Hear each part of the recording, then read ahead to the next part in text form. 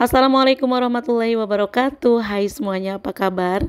Hari ini aku mau belanja untuk ngisi kulkas. Kebetulan kulkasnya udah kosong. Ini mau aku bersihin. Jadi pagi-pagi setelah sholat subuh, setelah anak-anak pada berangkat sekolah, lanjut langsung aku bersihin ini kulkas. Dan kulkas ini juga sama seperti rumah, hampir 2 bulan tidak terjamah ya teman-teman.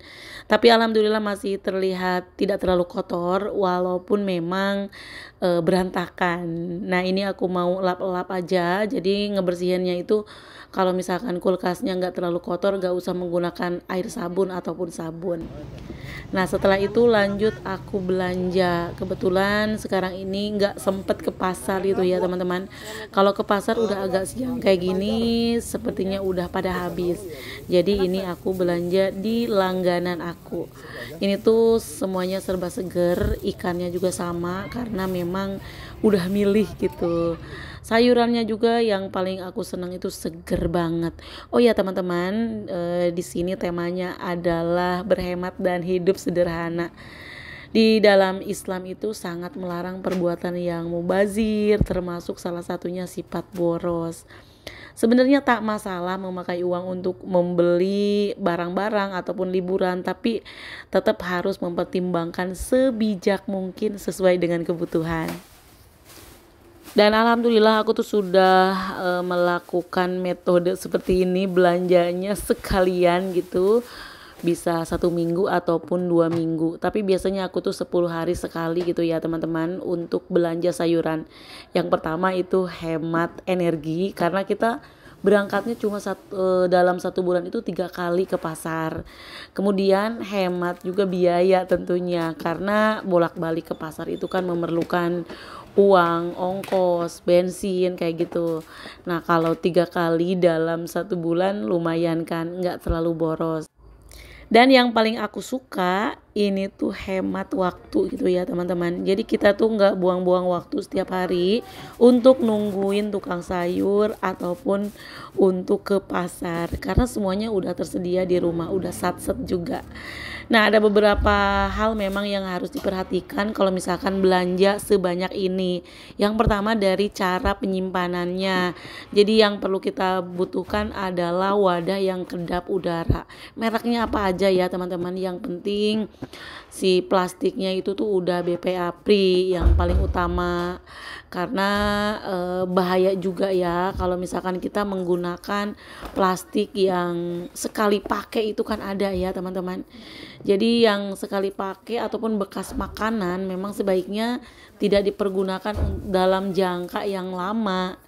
Nah, cara yang kedua, si wadahnya itu dilapisi dengan tisu.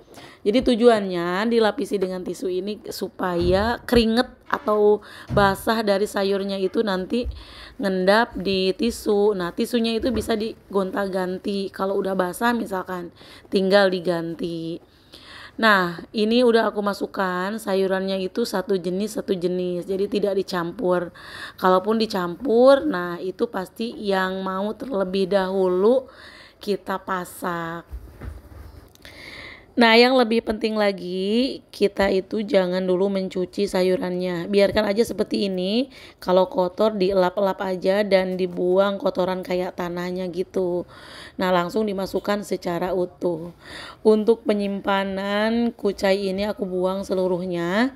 Jadi kucai ini tuh adalah prosesnya yang lumayan lama karena harus kita bersihin.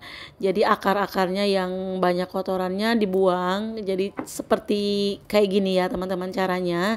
Dikupasin yang udah tua-tuanya, kemudian akarnya yang menjuntai ke bawah yang ada kotornya itu dibuang. Disisain akarnya sedikit aja. Nanti ini bisa ditumis pakai telur, enak banget loh rasanya. Nah, kalau udah kayak gini bisa kita simpen di wadah. Nanti kalau mau dimasak tinggal dicuci, dicelum-celumin gitu aja. Jadi lebih satset gitu ya teman-teman. Jadi aku memang suka seharian kayak gini ngeberesin untuk sayuran dimasuk-masukin ke wadah kayak gini. Tapi nanti kita lebih santai selama 2 minggu. Jadi pusingnya 1 hari, riwehnya 1 hari, nanti santainya itu selama 9 hari. Keren kan? Dan kalau misalkan udah ada stok makanan, tentu saja kita jadi rajin masak. Kalau rajin masak otomatis mengurangi jajan di luar. Nah, kalau misalkan nggak ada stok sayuran, biasanya kita langsung beli. Nah, kalau aku jurus paling nggak ada makanan di rumah itu biasanya beli nasi padang. Kalau misalkan kita beli nasi padang sama sayurannya, kemarin aku sempet beli semua komplit kayak gitu ya teman-teman, cuma berdua sama suami 70.000 satu kali makan itu. Jadi kalau misalkan kita beli mentahan kayak gini jauh lebih hemat. Nah, selain kucai, kacang ini juga paling lama gitu proses pembersihannya. Karena kita harus kupasin satu-satu supaya nanti pas waktu dimasak itu tinggal masukin aja ke dalam panci.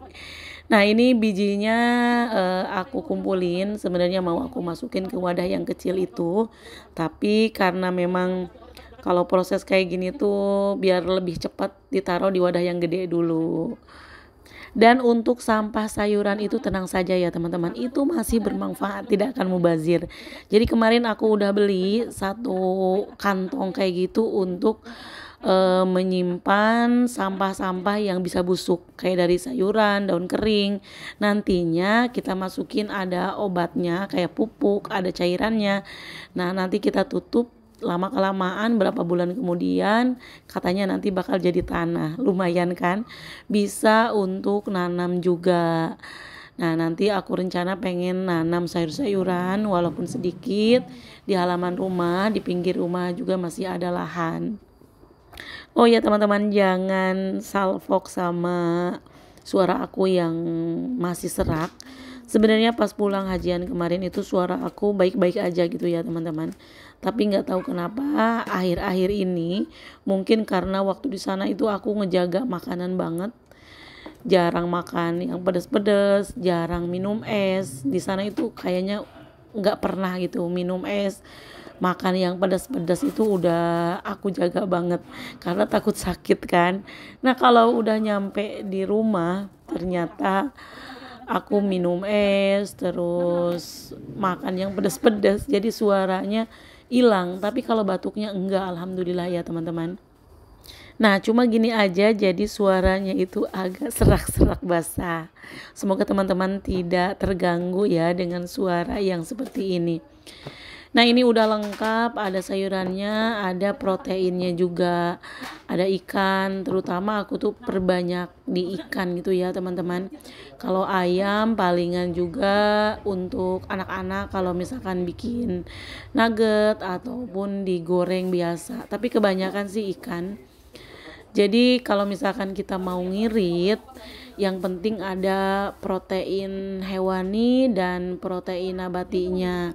Jadi gak perlu daging juga gitu ya teman-teman, karena harganya memang yang mahal, apalagi daging yang merah kayak daging sapi kayak gitu. Itu juga bisa misalkan kita jadwalin 2 minggu satu kali atau misalkan 1 bulan satu kali. Jadi nggak harus setiap hari kita memakan daging, karena ada makanan-makanan lain yang jadi sumber protein selain dari daging.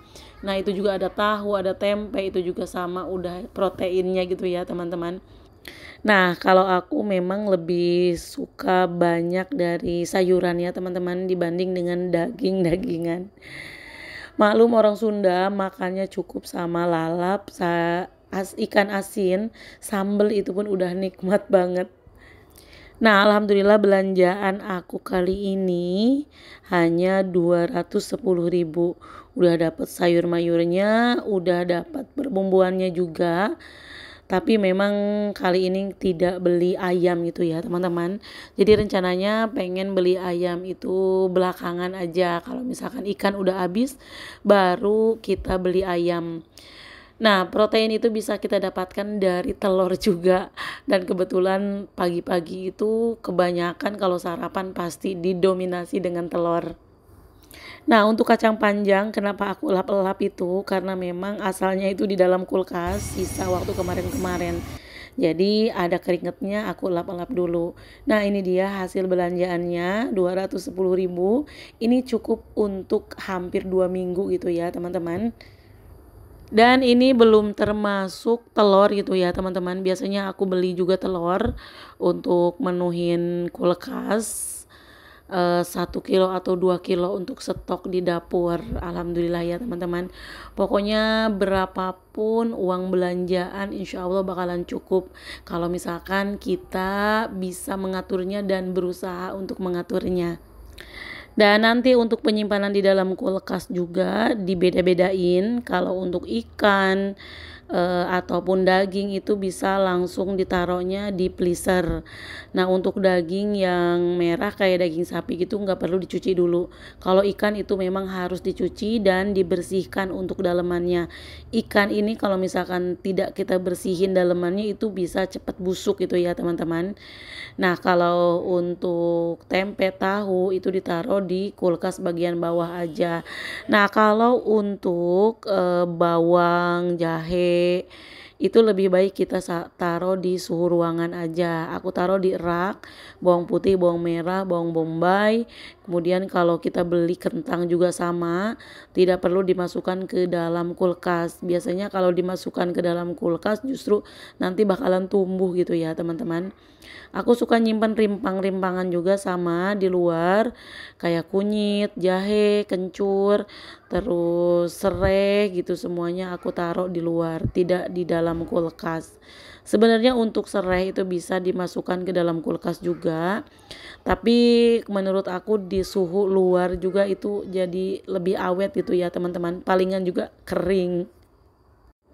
Kalau misalkan udah selesai, kita tata rapi seperti ini, ditutup, jangan sampai kebuka. Tutupnya itu harus rapat.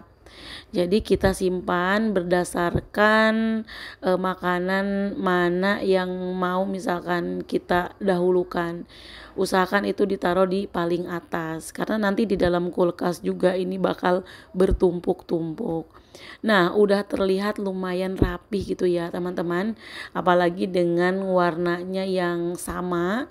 Walaupun nggak sama juga nggak apa-apa, tapi kalau warna sama kayak gini tuh ukurannya juga yang sama, nanti lebih mudah untuk ditatanya lagi, jadi lebih rapi, lebih bersih. Apalagi kalau yang bening kayak gini tuh jadi kelihatan, nggak usah dibuka-buka lagi.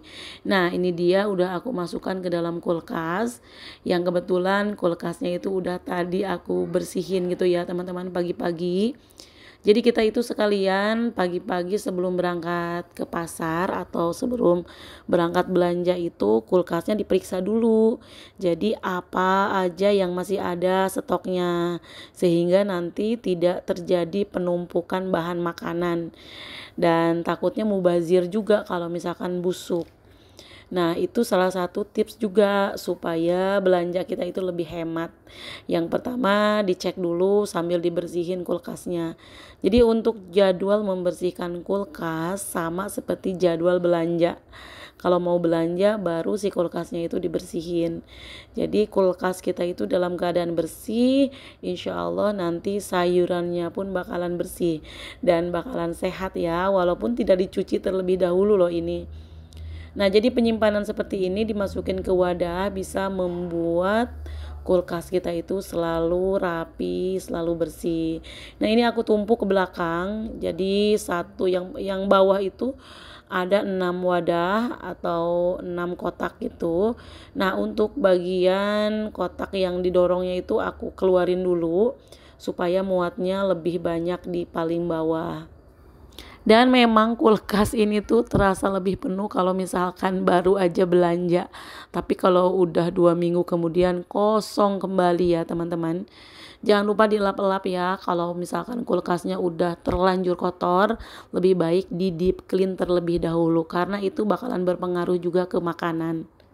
Pokoknya kebersihan itu harus benar-benar dinomor satukan. Mau itu di rumah, di dalam kulkas, dimanapun gitu ya teman-teman. Apalagi ini tempat makanan. Nah, ini untuk buah-buahan karena belum ada tempatnya, aku taruh aja di pinggiran seperti ini. Masya Allah gak kerasa banget ya teman-teman, udah berada di penghujung video saja. Semoga videonya itu bisa bermanfaat untuk teman-teman semua, terutama bisa memotivasi. Sampai jumpa di video berikutnya. Wassalamualaikum warahmatullahi wabarakatuh.